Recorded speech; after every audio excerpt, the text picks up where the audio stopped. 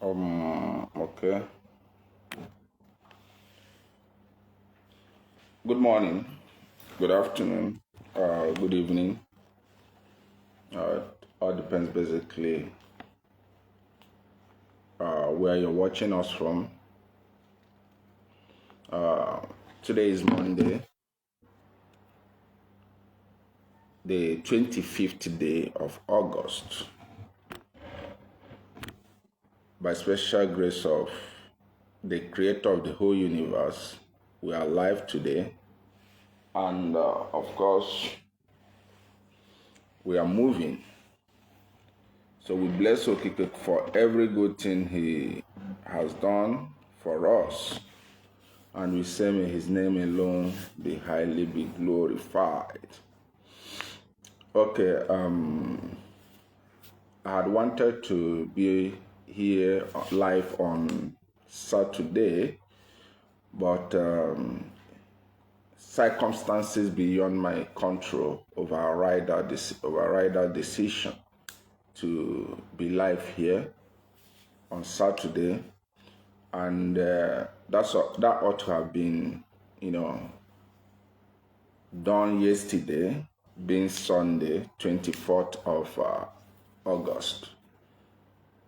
Somehow, a developing event also override that decision, because yesterday we were all in airspace, and in fact, I want to commend the leadership for that initiative of every Sunday 5 p.m. space program. Is really amazing, because it paved way for people who call themselves anti-IPOB and pro-IPOB to air their views. So yesterday's program on airspace was really amazing and fantastic. There were a lot of opinions, both those ones that are for and against the movement, and I want to thank the moderators, the speakers, the host and co-host for being liberal enough to allow people to, including those who do not share the same view with us as regards to the restoration of Biafra, to also have their contradictory views. That is the essence of life. That is what civility entails. When you let people, sometimes people share opposing view with you, not because they really understand what they are opposing, but owing to the fact that they were misinformed. You were blackmailed. The project was presented to them in a blackmailing, presentations, and they subscribed to that. So yesterday's space program on Earth was really fantastic, because we're able to also see anti-IPOB opinions that were really scholarly in the sense that they came with a lot of backup information, with the sole aim of probably to show us reasons why we should stop agitating. But good enough, because the best, a lot of people, who came, the moderators, the speakers, the host and co-hosts were really fantastic, and they did a fantastic job. That I can remember one of those who are strong anti-IPOB. At the end of our contributions, he was amazed, and he said he never believed, this is what the movement and agitation is all about. And that is what PR is all about. When we talk about PR, people do not understand the importance of PR. There are people who will never subscribe to this movement because they believe you know, when they see one or two persons who are pushing some discouraging and ragtag, charlatan, you know, approaches out here, they generalize that is the entirety of the movement. But thank God on this current initiative that the leadership have come up on S space, we can be able to reach out people to make people understand that this movement is not really what people take it to be. This is a movement driven by noble men and women. Mazi Nnamdi Kanu is a super intelligent man. He's not a charlatan. He's not a miscreant. He's not a tout. He's a scholar with high proficiency of arguments. And that's why he attracted a lot of people with a sound mind. Irrespective of, you know, seeing some disgruntled elements, criminals, scammers who run with Onyendu's name. The truth remains that Ahmadike remains one of the noble men with high proficiency of IQ. And that is why we must project him from that perspective and that image. Despite efforts by certain individuals to bring him down, to bring his image down to a level of miscreants and decotters, we shouldn't let that be. So I want to say good morning from my location, and I want to talk a brief on the topic I've been desiring to talk about since Saturday, but events couldn't let me. I have been on travels and, you know, business engagement and all the rest of them. That is my personal life anyway. And that have obstructed a lot of things I would have. Because most of us do not know that we also have a private life we live. We have our businesses, we have families we also take care of. We have businesses we take care of. We have other, outside agitation lives. And these are things we try as much as possible to, marry together with our voluntary participation in the struggle for self-determination. Because we understand that we are not doing it for anybody. We are doing it for ourselves. Because everybody, including I, desire a decent society, need, inclusive society, not exclusive. So I want to talk about the topic I just talked, which I describe as strategic withdrawal, because our people have been, meant to believe that it is only when people make noise that is when they are achieving results. And you can see that is not really what reality tells. Life generally is all about secret engagements, secret lobbying, secret meeting. That is life for you. In fact, let me give you an instance. I'm a businessman. I run business. I don't work for anybody. Rather, I work for myself, and people also work for me. For instance, when you see a man offloading a container load of goods, somebody hear me? You understand me? Sorry. I was playing out the S stuff. So, can somebody hear me? Let it not interject. So, can somebody hear me, please? Let me close it. That was yesterday's S program playing on the background. Okay. When you see a man offloading his goods, maybe from the container or whatever,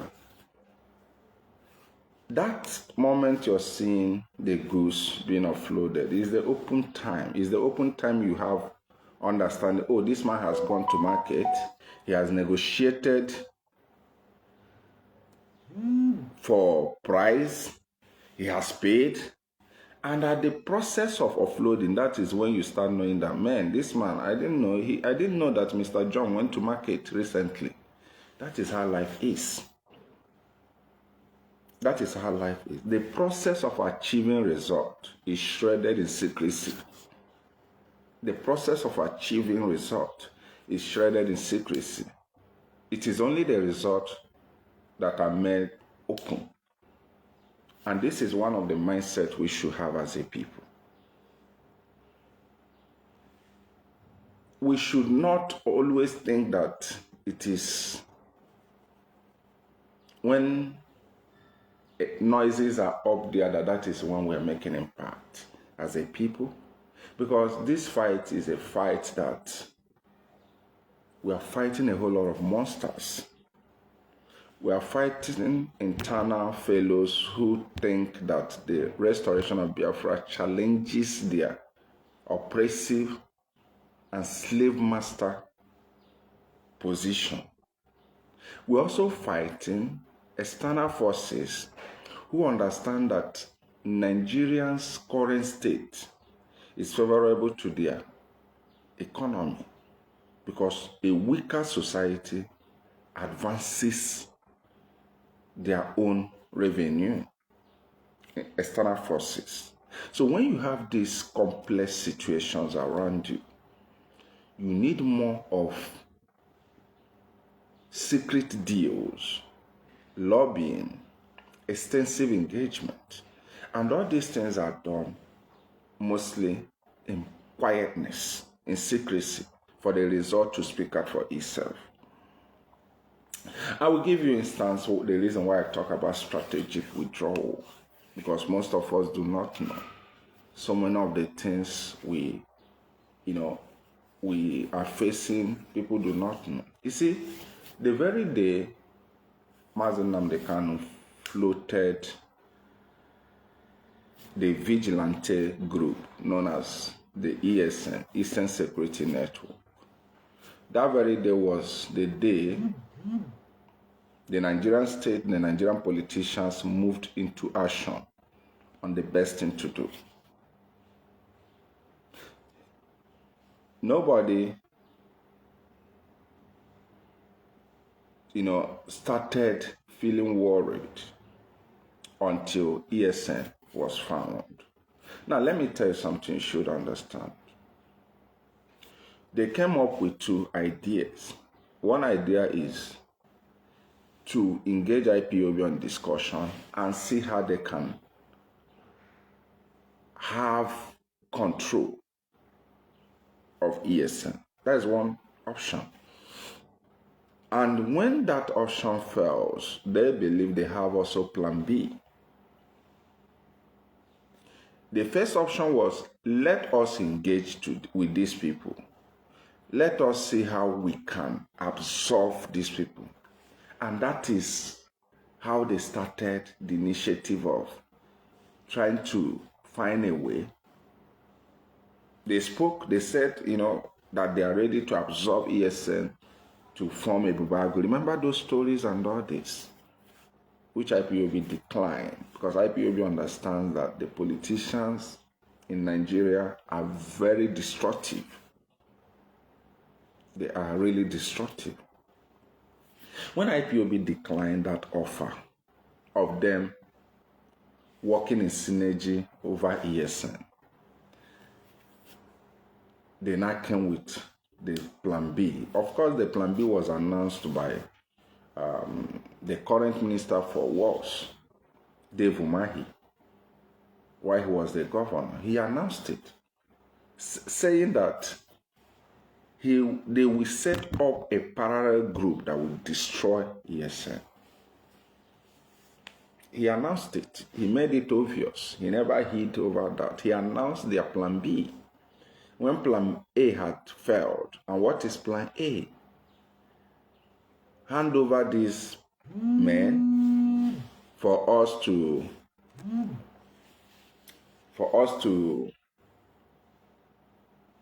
take care of. Of course, some people in their foolishness who thought they can influence the leadership even went and you heard Soludo sometimes saying they camp some boys in the bush, they can't feed them and all this. Because some people even went to Soludo and some of these governors soliciting, give us money. We have boys. They are abandoned. We have ESN boys, they are abandoned. Give us money, let's take care of them. Some people went. Even the likes of Ben, in his business plan proposal, even stated it there that his farm, the reason why Imo State government should fund his farm project is to reduce the level of criminal use, because they were given the impression that if he fund them, they can get these boys out of the bush and rightly position them. Of course, most of us knew that they might be right because they also have boys within their own control, at the purview of their control, not necessarily the ESN, but there is this idea that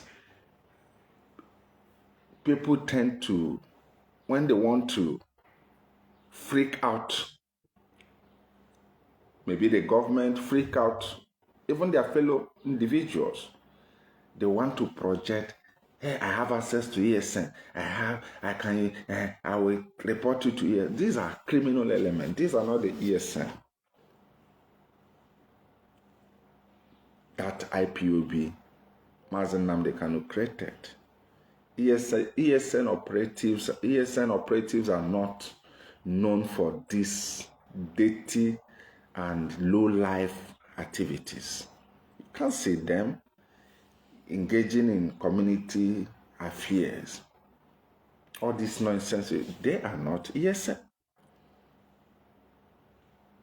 Because when some of these guys approach governments and their representative assuring them, they can.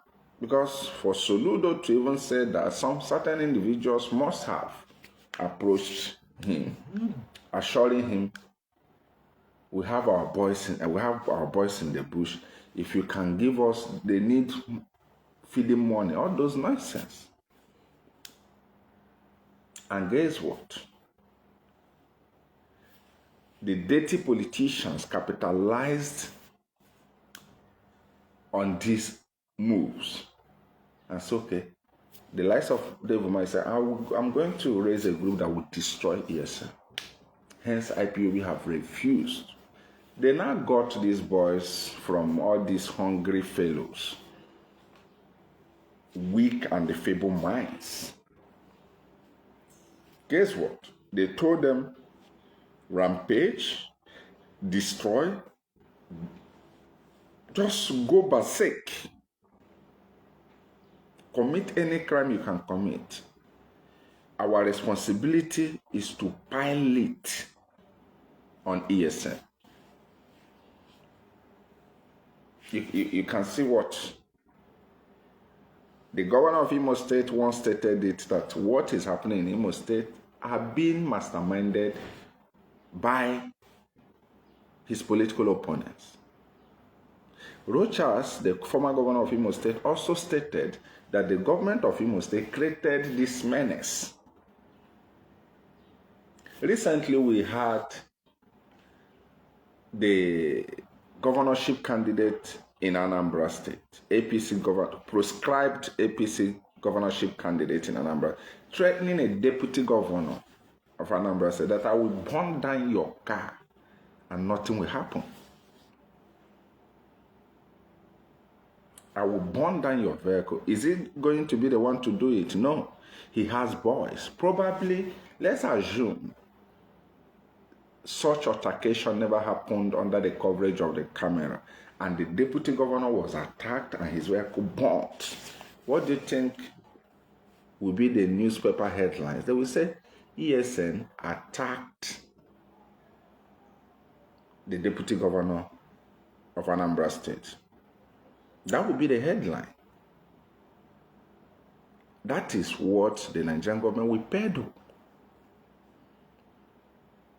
So in such tense situation, in a situation where you have been used, your name have been, there is a hybrid tendency to destroy your identity, destroy your image, destroy your whole essence.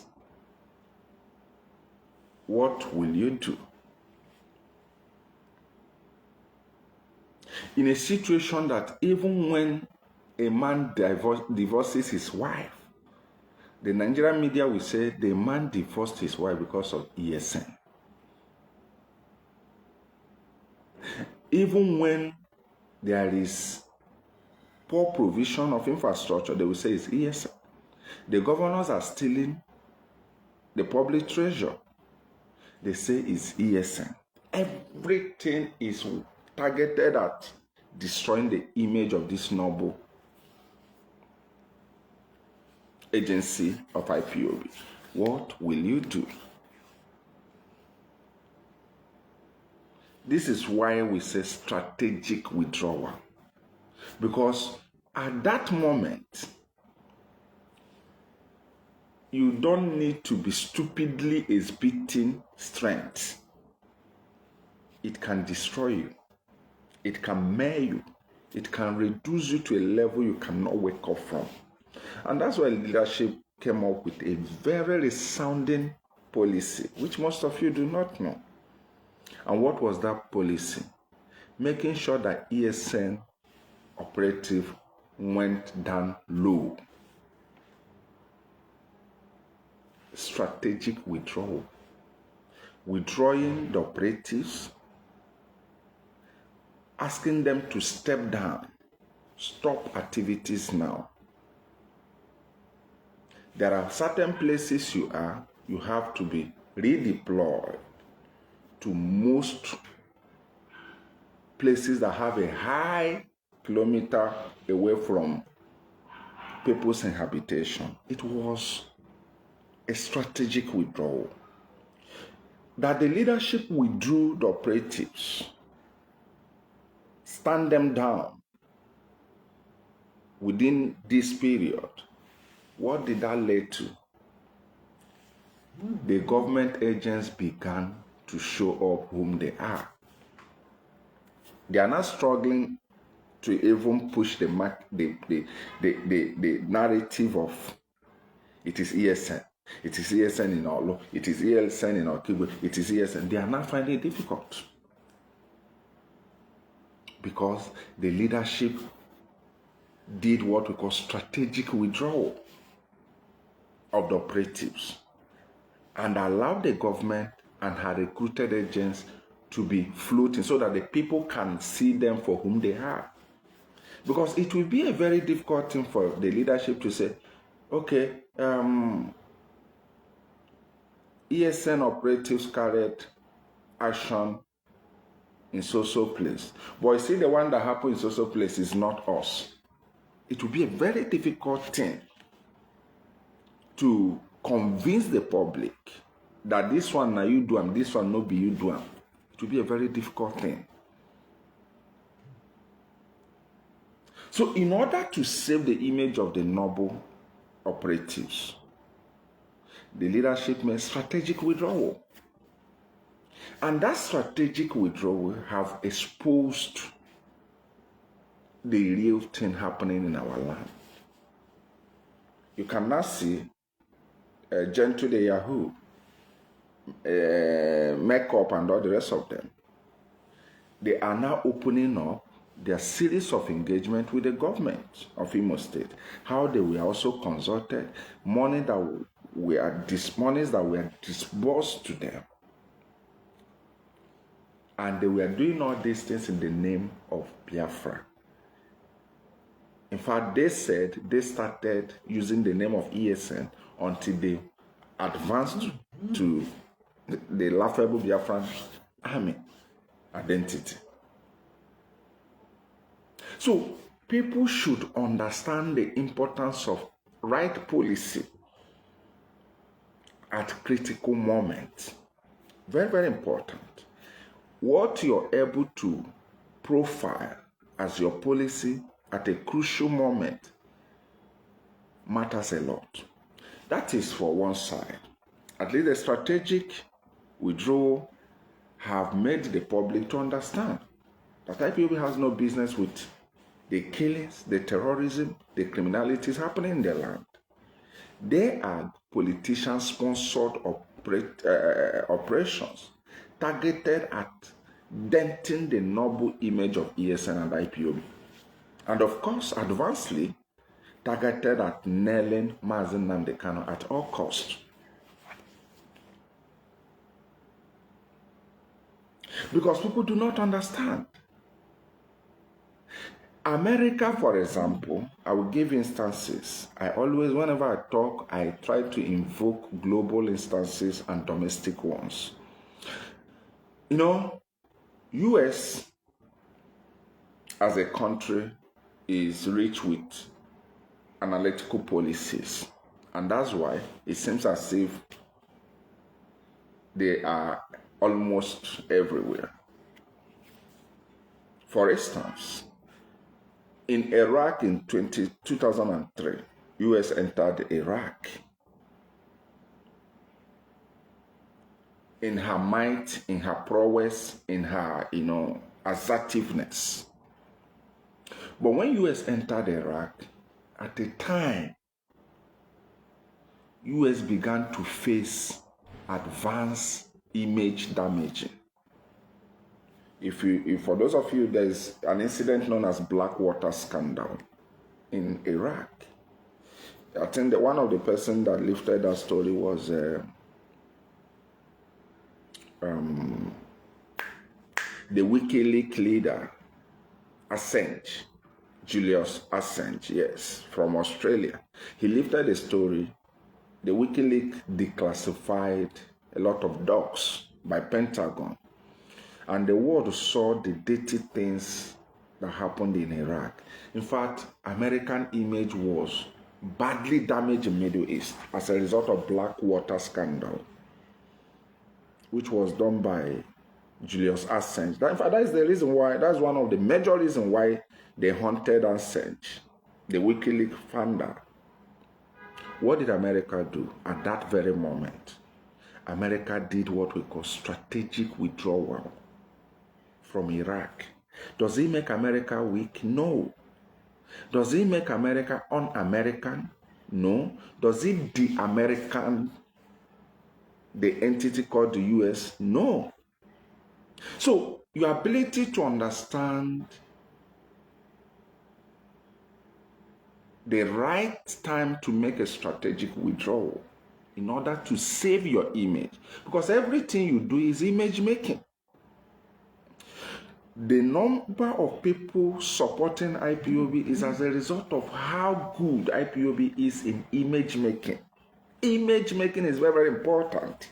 When we tell it to some of our comrades, they tend not to understand. They say they don't care. You must care. Because for you to have a successful lobby, the first thing you have to do is to package yourself, ideally, before you be accepted. And today, the leadership has successfully achieved that angle by making a strategic withdrawal, which have exposed the politicians in Igbo land that they are the one funding. Look at a lot of revelations coming. Do you think these things will be coming if IPOB, ESN operatives are still all over the places? You will find it difficult to distinguish the two. So it takes a bold leadership policy for you to do the right thing at the right time. Now, having done that, the leadership have come with another resounding policy, which is, let us open up to hear people's view. Because it's not just enough to make a policy. It's not just enough to push out a strategy. You should also have the capacity to have feedback. Every company on this surface of the earth do not joke with feedback. Every country on the earth do not joke with feedback. That is the reason why every country has foreign mission in other countries, because they want opinion sampling. They want a feedback. Even when the feedback is not favorable, they do everything possible to re-engineer it to be favorable to them. Every country on the surface of the earth.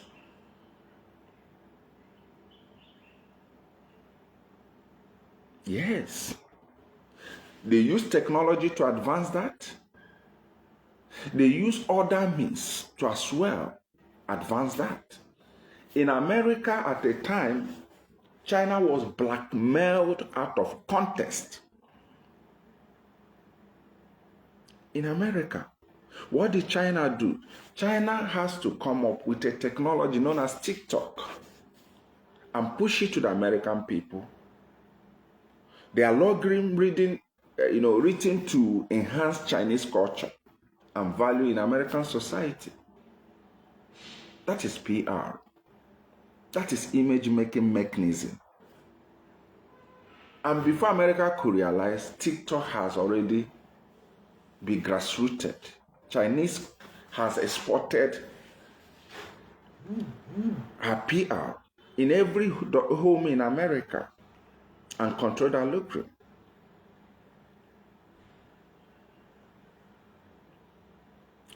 And at the time, it becomes a difficult thing for Americans to uproot that Chinese value. To a point that the past government decided to boot TikTok out of America. The current government knows that it's a very difficult thing because Americans have eaten a lot of, they have been Chinalized. And so, okay, let us buy TikTok. I'm talking about advanced politics, that we must understand that that is how the world functions. I will get back, please. That is how the world functions. People should understand that reality. Because if you don't understand it, you start fooling yourself. So the leadership has come with ideas and said, okay, let us educate our people, our own generation. They must understand that this struggle is driven by the best brains. Mazi Nnamdi Kanu is a best brain, is intelligent, is a superhuman. Those in the leadership, the directorate of state, are, super intelligent people. Those in media are also outstanding and smart fellows. The ordinary person in this struggle knows what he's doing.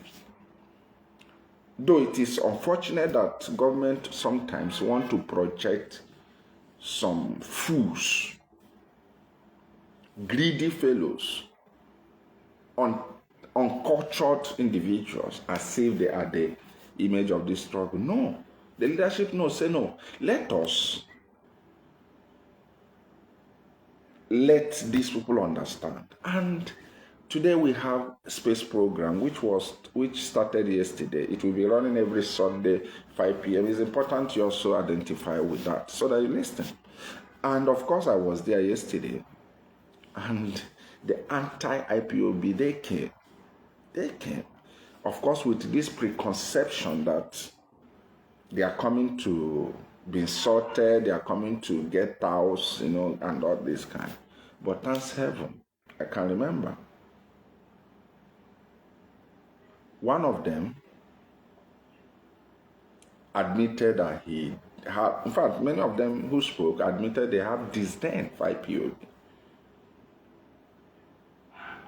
But after the program, each and every one of them accepted the fact that they were on the wrong side of thinking. And that is what we need.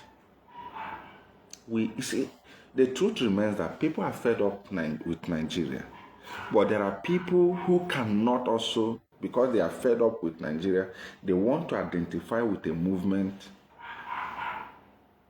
that is not decent, that is not driven by men of character and reputation. There are people who can never do that.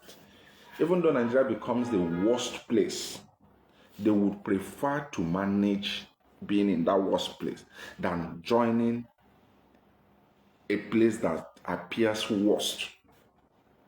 And this is what the Nigerian government have been trading. The Nigerian government have been trading these lies. That those of us who are even asking for Biafra, that if you mirror Biafra from IPOB, you will see that it's going to be worse than Nigeria. That is the image they have been pushing. Yes, that is the image they have been pushing. And when they push that image, they project some unguided ways of some of us. Some of the things we do on social media, some of the things we do even in secret, as regards to, those of us who move around begging these politicians and all this, they project it. But we own ourselves that responsibility not to allow few bad eggs in our midst to represent the totality and the generality of this cause. Let me tell you, there is no movement that can never attract support and help by other non-state actors. There is none. There is none. Quote me. There is no movement that cannot, attract sympathy from other countries. There is no movement. But no country also that will want to sympathize with a ragtag movement, a movement that is being driven by people they see to be touts, to be greedy, to be unguided, full of vituperations. There's no country that can risk her. Even the least country on earth cannot risk her support, because her support is her asset. When we talk about support comes in different levels. Even when a country allows you to run office, it's also a level of support in her country. Even when a country starts initiating the idea of presenting your matter in UN, is a level of support. But you should understand that that asset is a privilege. And you should also know that you must win it. You must win it. You must win it by acts and words, showing to be reputably enough to be handed over with government or country's asset. Most of you might not know why America, the current president of America, or the current American government is showing a less interest in Ukraine. It's not all about Democrats and Republicans, so to say. It's more of the heart of the American foreign policy mechanism. It's not about Trump being there. It's not about who is there. It's all about the country they are entrusting. America is entrusting her asset on. How are they managing it? Before Biden left, Biden have started reducing level of support to Ukraine. Do you know why? What America has put in Ukraine has the capability to get Ukraine into the heart of Russia. Yes, what America have put in Ukraine ought to have made Ukraine, even though Ukraine cannot win Russia, but at least made Ukraine to be at par with Russia, to share equilibrium, thereby forcing Russia to negotiate with Ukraine as equal partner. America has put her diplomatic asset She has pushed a lot of countries of the world to support. America has put her hardwares, military asset. America has put her intelligence asset. But do you know why all these things seem not to be successful? It's simple. The level of corruption in Ukraine is draining all this effort. The level of poor character is draining the whole thing. Let me give instance. Some of the equipments shipped down to Ukraine are found in Sahel. They are sold in Middle East. Ukrainian military authority, in their corruption, will sell all these things. And you know, when they sell it, they go to Ireland, they go to US, they go to other cities and buy houses. That is one thing corruption, greed does in a country, in a movement. What's supposed to be used to protect Ukraine, to project Ukraine as a strong state actor, we are misused for selfish interest. So if Americans' effort in Ukraine could be frustrated as a result of poor character, you can imagine what poor character can cost to IPOB. You can imagine what greed, corruption can cost to IPOB. This is a state actor we are talking about. The reference I just made is a state actor reference. You can see how frustrated, lack of integrity, reputation,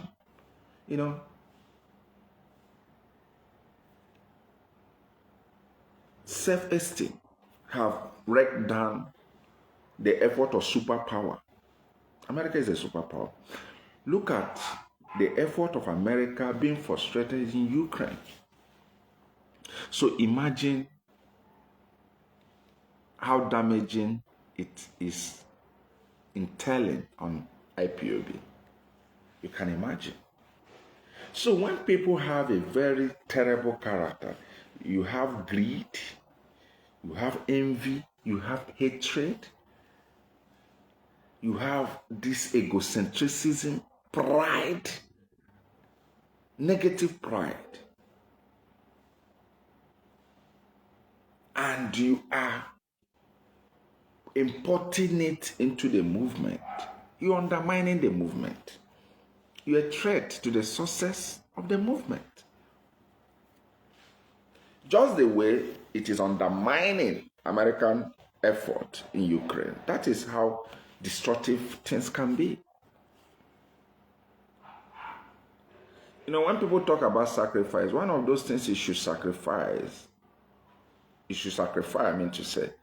in this struggle is some of those characters of yours that are threat. There are so many of us who can betray. You can sacrifice betrayal. There are so many of us who gossips to hell. You can sacrifice gossip.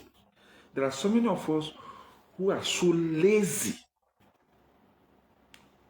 and believing they must survive with whatever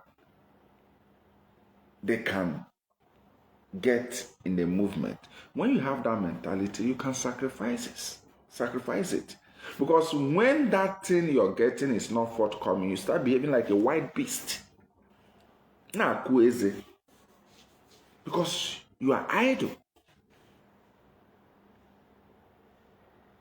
So if people are not turning up, if people are not giving you, you will just be crazy to bring a story. If you have the mentality that you are in this struggle as a media person because you want to monetize your page, and monetization of page, I have no issue with it. But when you now think that the essence at which you appear online is for that, you can't deliver as a media person in freedom fighting. Because you can't talk the way you want to talk. You'll be so tailored down watered down that you can't be yourself. Because at that moment, you're under regulation. No regulated person is a free person. And that's why you must have your side hustle so that you can't be at the dictate of the Western machinations. Understand that very well. So what am I trying to say? We must project Biafra, not just in words, also in characters. We must make our projection. Very, very important. Because nobody would want to associate with anything that would be worse than what he hates. It is a reluctant. So, I want to say thank you so much for your time, for your dedication, for everything you're doing for the enhancement of this movement. Remember, nobody can stop us except us. We will decide to stop ourselves, and if we do that, we have enslaved further our children and generation unbound. If anybody tells you that Nigeria is not Nigeria is indivisible, that person is just sleeping. He's swimming in illusion of fantasy. So from here, I want to say thank you very much. I appreciate your time. I appreciate your dedication. I appreciate your resolute spirit. And above all, we must be remembering the leader of the indigenous people of Biafra, Mazi Nnamdi Kanu, in our prayers for divine sustenance, for divine preservation, for him to remain steadfast in this project. And of course, the members of the DOS also need our prayers. Leadership is not easy. Leadership is not easy. Most of them do not sleep. In fact, I don't think they do sleep. No time of the night or day you call them, you cannot see them. We have to pray for them. Also pray for our coordinators scattered all over the world. From the local coordinators, unit coordinators, zonal, and all the rest of them. It's also a challenging time for them. It's not easy. Every single one of them deserves our prayers because it's a period of temptation. A lot of them are being tempted, and it takes divine strength for them to be sustained. And of course, you and I also need prayers. So we also have to be praying for ourselves, encouraging ourselves, defiling ourselves, bringing that which we defile our soul, and not that which will destroy us or discourage us. So from here, I want to say, may we have the best of the week, and do enjoy your day. Bye.